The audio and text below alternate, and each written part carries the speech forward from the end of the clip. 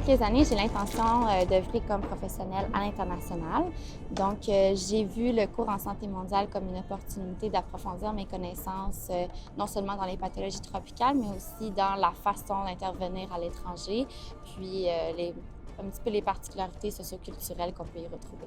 Le programme de santé mondiale, c'est bon pour tous ceux en fait qui sont intéressés envers les autres cultures, qui aiment découvrir le monde. Puis je pense que non seulement professionnellement parlant, c'est bénéfique, mais au niveau personnel aussi, parce que je pense que même si on ne veut pas en faire une carrière, ça va nous servir toute notre vie.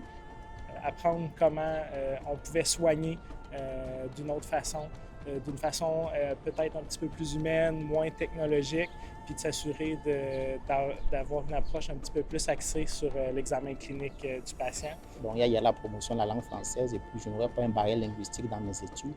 En deuxième lieu, l'UQAT, c'est la seule université actuellement qui offre le programme de deuxième cycle en santé mondiale, actuellement au 2SS.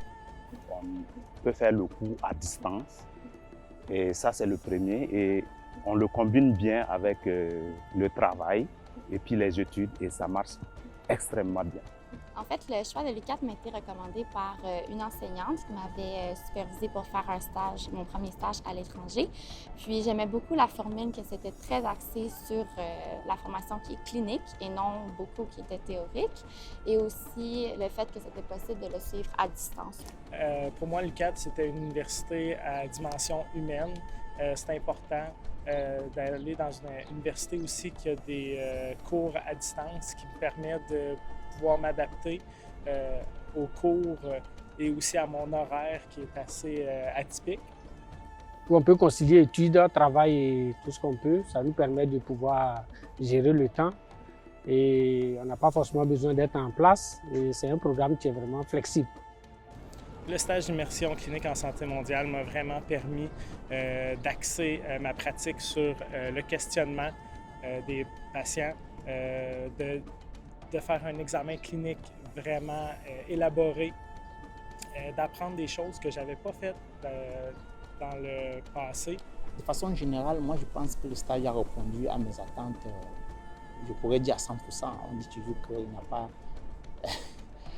Et on ne peut pas noter à 100%, mais moi ça a répondu à mes attentes vraiment dans la globalité parce que ça m'a permis de mettre en application les connaissances théoriques que j'ai apprises. Ça m'a permis de me confronter à une autre culture. Ça m'a permis de soigner avec les moyens limités. Ça m'a permis d'utiliser la relation d'aide thérapeutique, la communication aidante dans une autre approche avec d'autres types de clientèle différents dans la clientèle dans laquelle je suis habitué, je suis familier.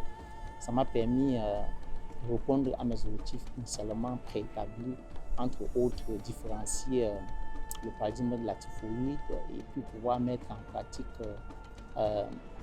les aspects technico-pratiques dans un milieu culturel avec des matériels de soins limités. Ça m'a permis de pouvoir voir une panoplie de maladies tropicales apprises dans le cours, entre autres les parasites intestinales, les helminths, l'onchocercose, la trypanosomiase, la tuberculose, les amygdalites, beaucoup d'autres affections que nous avons vues. Et puis, nous avons vu aussi le programme élargi de vaccination, les consultations prénatales, la pesée des enfants, la vaccination. Ça nous a permis de nous rapprocher vraiment du direct et du concret. Le stage d'immersion clinique est surtout pertinent selon moi sur le plan clinique, mais aussi culturel. Même si on n'habite pas dans les familles, ce qui au début m'avait refroidi un petit peu, mais je suis contente qu'on soit tout le monde ensemble parce que ça nous permet de non seulement consolider nos apprentissages cliniques, mais aussi de valider nos perceptions culturelles, non seulement entre nous, mais également avec les enseignants qui sont comme à mi-chemin, si vous voulez, entre la culture sénégalaise et la culture québécoise. Donc ça, je trouve que c'est vraiment un plus.